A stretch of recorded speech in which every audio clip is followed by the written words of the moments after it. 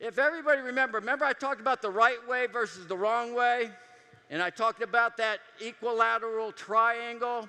In other words, we've got three masters. We've got the field, we've got the regulatory agencies that govern how we can do business, and we've got what? The company. You got the company, you got the field, and you got the regulatory. Well, something during that presentation spurred me on. How can we come up with something that's going to satisfy with respect to personal consumption? How can we satisfy it to satisfy the regulatory agencies? And at the same time, how can we protect the company from all the unencumbered volume that's being ordered?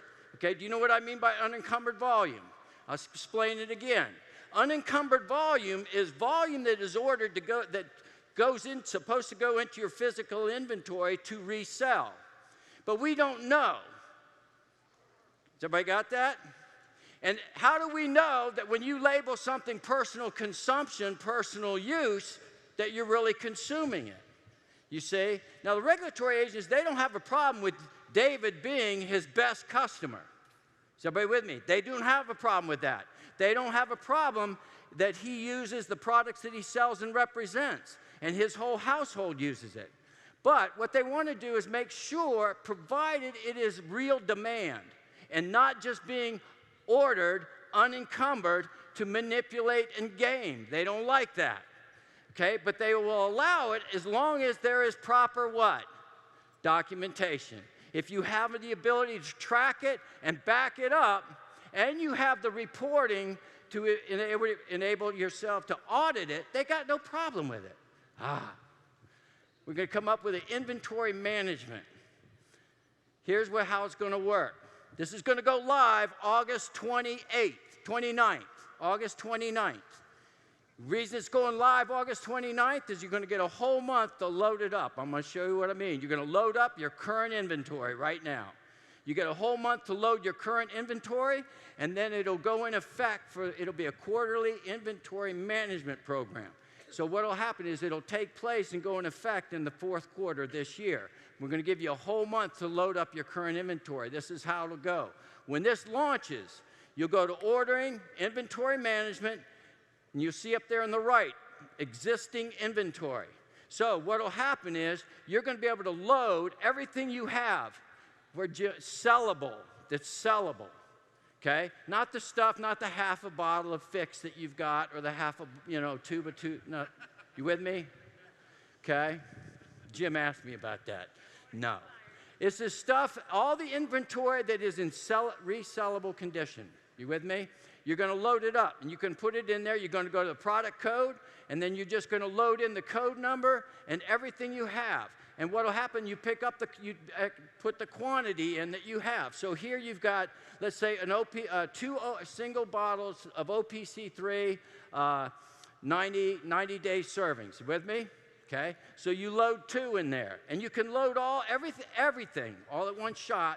Okay, and the quantity. Next thing you're going to do is you'll see here. Now here's your inventory. It loads up exactly the quantity in inventories. Everybody follow? All right. Now, that's what you're going to get a whole month to get everything loaded up. All right? Now, we also know you're going to be ordering in the month of August. You're going to be, September. Okay? You're going to be ordering in August. And what will happen is this. When you order, let's say you order 3 bottles of OPC3. Okay? You add it to the cart. You'll see there's the 3 bottles.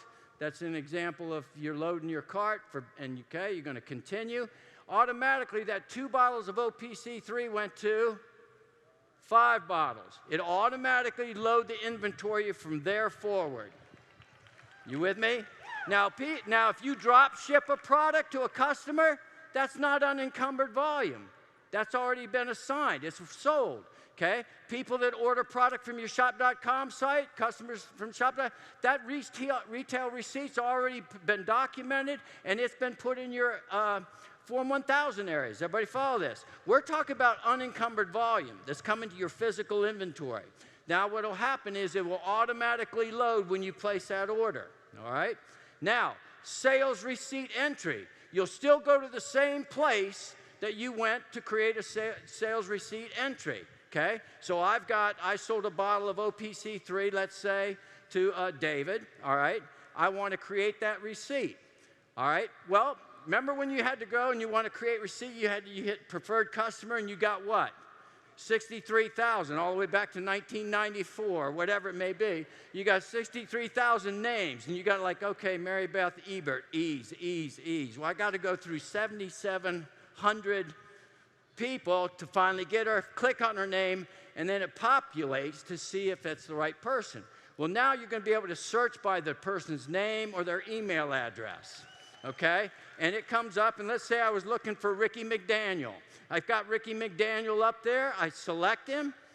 Boom. It's just like it comes up now, okay? So then I hit continue, and then I build the receipt. Now, when I build the receipt, I sold Ricky a bottle of OPC3 and 2 bottles of vitamin D with K2. So everybody got this, okay? Now, I go down, I hit continue. There's my receipt, same look as you got. Does everybody follow? All right, watch this. Now, it takes it out of inventory. Takes it out of inventory, so guess what? That bottle of OPC3 I just sold David, or Ricky McDaniel, or whoever, okay? What happens is now, instead of 5 bottles, I have 4 bottles. So guess what? Make sure you load your existing inventory, because if you go to sell something that's not in your inventory, you're not going to be able to create that retail sales receipt. Is everybody with me? You're going to have to go order that product to populate that inventory. Does everybody get it? All right. There'll be a complete step-by-step coming out on Franchise News, so make sure you read it. All right? So here's what you're going to have. It automatically takes care of the inventory. All right. Now, here's how it'll work. Everybody pay attention. It's very simple. It's a quarterly inventory management program. You got this, Tom? Yes, sir. Okay. First quarter, January 1st to March 31st, quarter 1. You order whatever you order. It gets populated into your inventory, unencumbered. We don't know what happened to it. You do. April 1st to June 30th is the what? Second quarter, subsequent quarter. You will have until June 30th to assign what you did with that inventory that's there. Does everybody follow that? David? You get, yeah, you're listening, but you ain't computing, I can see. Lights are on, but nobody's home. Listen, quarter 1, quarter 2, you ordered product that it went into your physical inventory. You have that inventory in numbers, right? You're going to have by the end of the next quarter to tell the company what did you do with that inventory. And I'm going to take you through it. It'll automatically tell you how much you have that has to be reassigned by the end of the second quarter. Now, everything you ordered in the second quarter doesn't have to be assigned. It's only going back and searching what you had in the first quarter that we don't know the status of. Does everybody follow this? David? Okay. All right. To be assigned. That's in red. Inventory is in black, right next up to it. Okay?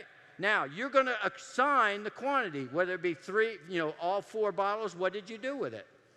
Well, you're going to go down here, and you're going to select how you're going to assign it. Okay? Did you use it for personal use? Personal consumption? Okay? Yes, in that first quarter, Stacy and I, we used 2 bottles of OPC3.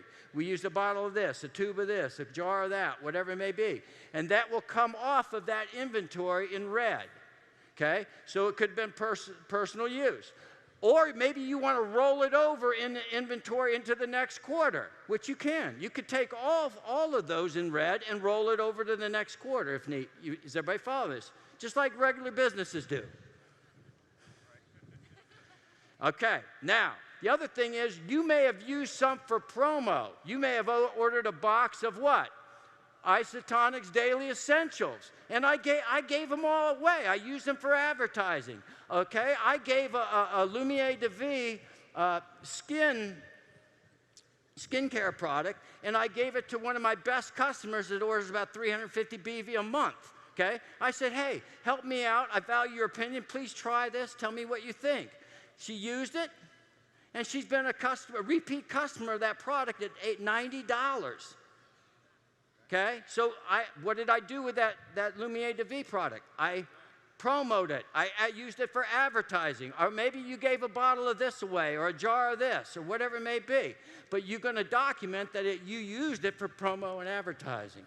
You may have been sitting on stuff too long, and it may have expired. You can't sell it, or you don't want to sell it. Of course, you're just going to use it, and then you do it personal use, or you throw it away, whatever you want to do. But you document what you did with it. Now, if you sold it, David, if you sold it, and you want to say, I sold it, where are you going to go? There's no retail sale there. You're going to go to sales receipt entry, and you're going to put in a receipt for that and date it whenever you sold it. Does everybody follow this? Now, the beauty is this, okay? We can then sort by every category. You're going to have a complete portfolio of reports that you can run at the end of the year. You will know how much of the product that you ordered for tax purposes. You'll know how much you ordered, what you sold. You'll know how much you used for advertising, how much you personally consumed. You will be able to have and reconcile exactly what you did with all the inventory for the year, for the quarter. You can plug in dates. You're going to probably be able to run it by product, everything. Okay? There's a lot more. I don't have time to go, but you're going to be able to sort this every way from Sunday. Okay? So it's going to be a win for who? A win for the company. Why? Because rather than stopping people right out of the gate because you order a lot of product, like I'm going down, they said, well, I look at the reports. Who did they call? Because a gigantic order. It's Phil Guido. I got this part. I know he said, let it go, let it go, let it go. But these calls and stop. It's like throwing a red light in front of people. The majority of people that are building a customer base have a repeat customer base, and they sell from their physical inventory, and it's like a stoplight, get a call, yes, it's me, the whole bit, and then moving on. We'll be able to get rid of that because we'll be able to run our reports on the back end with our thresholds as to see, how much personal consumption's been assigned per unfranchised owner, individual, who falls out into the thing. We'll be able to do our audits on the back end versus doing it on the front end. Because on the front end, we find it hurts.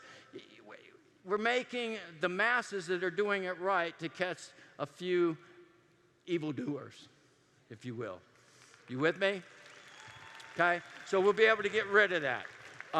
These are just a few things that we're working on. We've got some other things that we're working on, but they're all things that are going to benefit and be win-win-win for both the company, the field, and the people that govern how we do business, okay? So please, pay attention to the Unfranchised News when it comes out.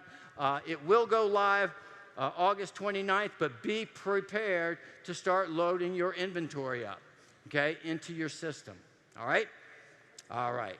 All right, so I just want to say this, really, really pay attention this weekend with respect to the trial size marketing, the evaluation approach, no decision close.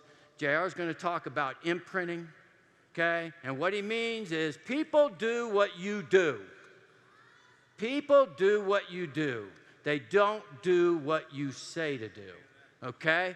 And let me tell you what, if they don't know any different, they will continue to do the right thing if you're doing the right thing, okay? So make sure we're a product of the product of our program, exposing the business to people that might be interested and could lead us to the right people, and make sure we get our people to buy their 3 tickets and understand the value of education and being knowledge. Knowledge breeds confidence, and confidence breeds posture, and you need posture.